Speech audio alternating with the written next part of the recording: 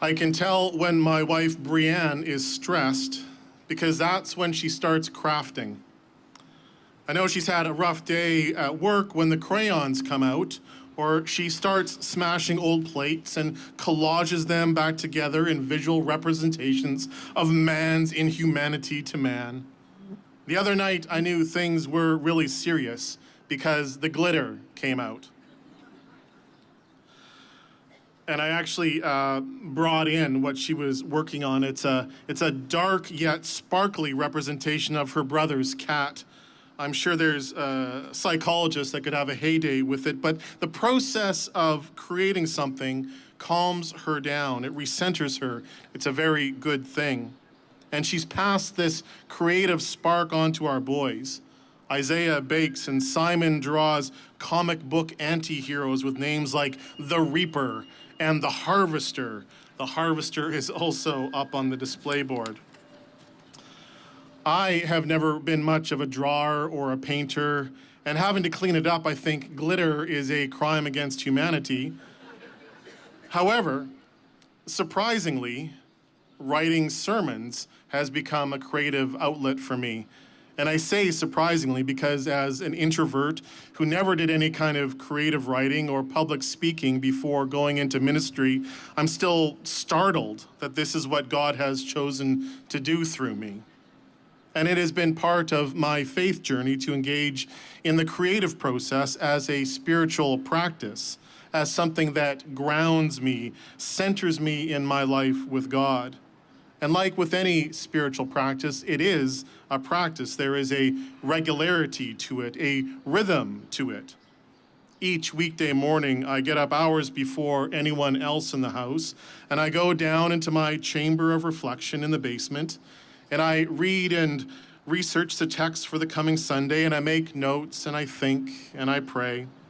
But I don't start writing the sermon until Friday. I need the week to process, to see how the Spirit is moving in my life and also in the life of this community. I need to be here and hear you and gather with the wise ones on the Wednesday Bible study and then look for God at work in all of it. And then very early on Friday morning, I ask for God's blessing and inspiration, and then I start to write and write and write until about noon. And then I stop and I get in my car and I drive north of the city to a forest that I love, where I walk amongst the trees and I sit on stumps and I take out what I've written and I workshop the sermon there in the woods. They say that St. Francis would preach to the birds. Now, unlike me, I doubt Francis would work off an iPhone, but nonetheless, each week the first congregation to hear these words are actually not you. It's the birds and the trees and the bees there in the forest. And they are a vocal bunch. The chickadees are quick to call me out on my heresies, and the maples know just when to wind whisper an amen. Each Friday, by the time I walk out of that cathedral of trees, what I have is a co-creation between me, the Spirit, the life and longings of this community, and the other children of God's good creation who have their own kind of wisdom to contribute. I have come to see sermon writing as a creative process through spiritual relationship, and in the weeks and as the weeks and years go by, I am being changed by it. I am a different preacher. I am a different person than I was 6 years ago when I started doing this. And by the way, this is my 6-year anniversary of preaching at Metropolitan. The first Sunday here was at this outdoor service. And going through this process, it's as if as I am creating, I myself am being created. And this process of continual creation is available to each of us. Our creativity, in whatever form it takes, is truly a gift from the Creator God, who is still actively creating in the world and each one of us. I was getting caught up on my Facebooking the other night, and I saw a post from our minister emeritus, Malcolm Sinclair. And those of us who know him and have heard him preach know that he is, without question, one of the most creative and gifted preachers in our denomination. Well, I'm not sure what prompted this, but a few days ago, Malcolm prompted ChatGPT to create a sermon in his own style. You can do this by giving it source material. And here's Malcolm's account of what happened next. Artificial intelligence, he said, just created a better sermon in my style and on my theme that I could create. It did it in about 4 seconds. I was floored when I read it. It was really good. It spoke with the tenderness and imagination I would hope to engender. It went to the heart of the things in the way I was seeing them in the text. It was humbling and eye-opening, and it was frightening. When I look at the intensive labor that has been involved over the decades, hauling sermons like large fish through small holes in the ice, and then seeing what this created intelligence can do in a split second, it was unnerving. I have to admit that I have not seriously engaged with ChatGPT or any of the other AI tools, and I am hesitant to go straight into man shakes fist at cloud modes here because I know that these tools have their place. Being able to prompt the technology to generate a desired outcome is a new form of creativity that undoubtedly has benefits to human productivity. AI can analyze vast data sets, identify trends, and suggest novel combinations that might escape the human mind. Using it for tasks that it can do more efficiently than us is not a bad thing. But like anything, over-reliance can have serious consequences. Behavioral experiments by researchers at the University of Minnesota have shown that humans are not very good at knowing when they should delegate decisions to AI and when they should not. As a consequence, we can end up relying on AI even when it recommends the wrong path, sometimes quite literally, like the man who died when he drove his car off an unfinished bridge because it was the route Google Maps instructed him to take. The researchers also showed that over-reliance on AI can lead to a decrease in the diversity of thinking, leading to a stagnation of collective creativity. If we don't exercise our creativity, it will be lost, just like the muscle that atrophies when not used. If artists, musicians, writers, preachers become dependent on technology for inspiration and execution, our ability to innovate will wane. And as the researchers noted, innovation is what keeps the human race moving forward. Over time, over-reliance on artificial intelligence could lead to a population incapable of original thought and a culture where any unique spark of human creativity is drowned out by a flood of algorithm-generated music, art, and literature, leading to a world of uniformity. For Star Trek fans, the risk is that we become the Borg. My core concerns about this issue are articulated by the Forbes magazine contributor Tim Bajardin when he writes, "Creativity is not just about producing something new. It is also about the personal journey of discovery, the freedom of choice, and the satisfaction of self-actualization. It is the journey of personal discovery, of being created as we create, which is a deeply, deeply spiritual practice. And if we lose this gift from the Creator God, it will fundamentally change, for the worse, what it means to be human. Never mind the sci-fi films with robots taking over cities with guns. The more effective way of enslaving the human race is to get us to voluntarily abdicate our freedom to make our own decisions because it seems like computers can do a better job of it than we can."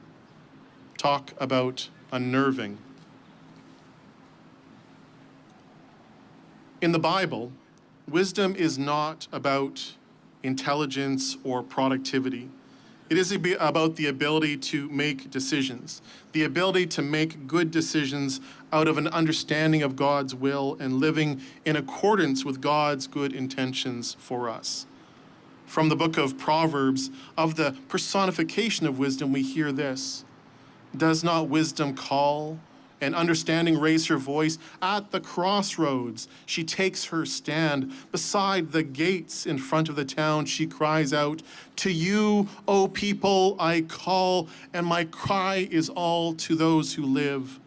The Lord created me at the beginning of his work, the first of his acts of long ago. It is an axiom of Jewish rabbinical thought that in each Bible word, there are 70 different possible interpretations. This makes each verse a journey of creative discovery, and the Proverbs reading today is a wonderful example of this. The text itself is like the crossroads at the public square, with multiple possibilities for interpreting it, which makes it a fitting reading to focus on here today, outside at the crossroads of our own public square. In Proverbs, we hear wisdom defined in feminine terms as the wisdom, and in the Wisdom of Solomon, likely written by the same scribe, she is described as a breath of God's power, a pure and radiant stream of God's glory, a reflection of eternal light, and a perfect mirror of God's activity and goodness. As the biblical commentator Timothy Sandoval notes, woman wisdom represents the divine feminine in ancient Israel's theological imagination. But what she does and who she is in relationship with the Creator God is open to a myriad of interpretations. Scholars debate the meaning of the words. Wisdom says in Proverbs 8:22 that our Bible translates as, the Lord created me at the beginning of his work. What we have as the word created, the Hebrew verb kana, basically means acquire, as in one might acquire something by creating it. So one creative way to read this text is that as the first act of God's creative action, God acquires wisdom. God becomes wise by creating wisdom. What a remarkable thought that through creation, God's self might also be created.